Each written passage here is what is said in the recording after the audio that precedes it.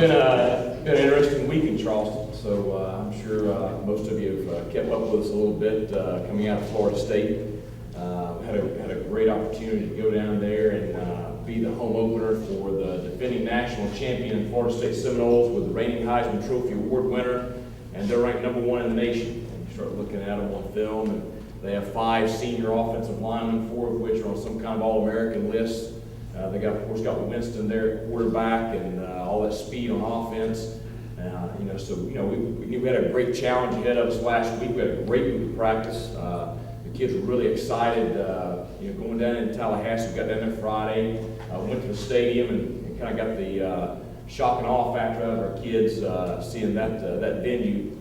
And so we're sitting around at 7:30 kickoff in Tallahassee Saturday night. So we're just sitting around all day Saturday. We had breakfast, had our walkthrough, had our meetings and all that stuff. And so, flipping on the games that are on that afternoon. The first thing that stood out to me was I started getting messages about one of the little pinhead announcers on ESPN saying that Florida State was better off playing a high school team. So that didn't make me feel too good. And then I flipped on the Clemson South Carolina State game and saw how that was going, and I was like, oh God, this is I wasn't really looking forward to kickoff on Saturday night, to be honest. You get out there and that guy comes up to that flaming spear and they say he's going to throw it at the opposing head coach. And so I was kind of bracing for that. But, I was really proud of the way our kids competed. They came out offensively. We did not have a 3-and-out on the night. We had at least 1 first down every possession. Our first 2 possessions stalled inside Florida State territory. Went for it on 4th down on the first one, and if I was smart, I probably would have challenged the spot, because I think we're pretty close to getting it. We really had some great opportunities early on to get on the board. Of course, they are very powerful on offense, and we had a hard time holding them down. But after the first 2 possessions, I was proud of the way we played defensively.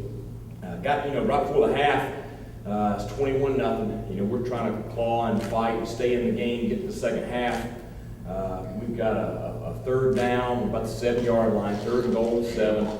And they call timeout. There's about 20 seconds left, and I walk out to the huddle, and Maurice Drake, former South Carolina State coach, is our defensive coordinator. He's up in the box. He said, put 3 tight ends in.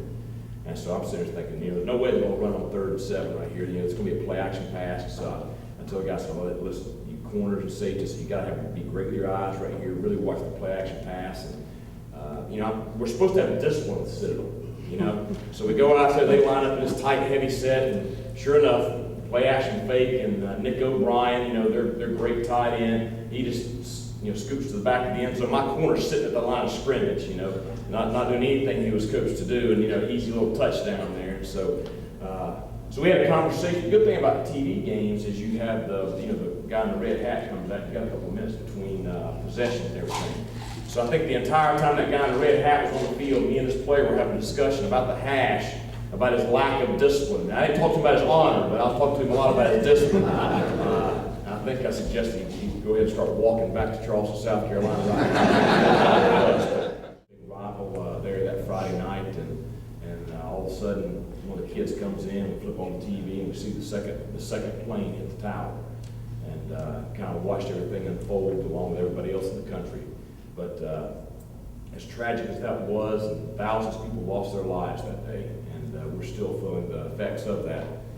Seeing, like I talked about a while ago, seeing the communities come together that next Friday night all across the country to rally around a high school football game, but really it was more than that game. It was about here in America, the freedom that we have does have sacrifice, no doubt, but the freedom that we have gives us the ability to come together at times of heartache and times of struggle, and to celebrate our freedom in each other. And that was just really a special Friday night, that Friday following September 11th. And so our nation has recovered and moved on, and we're still battling a lot of things across this planet right now. And President Obama has some tough decisions to make, but one thing that won't change, and that's the resiliency of the American people. So I think this is a great week to be a United States citizen. But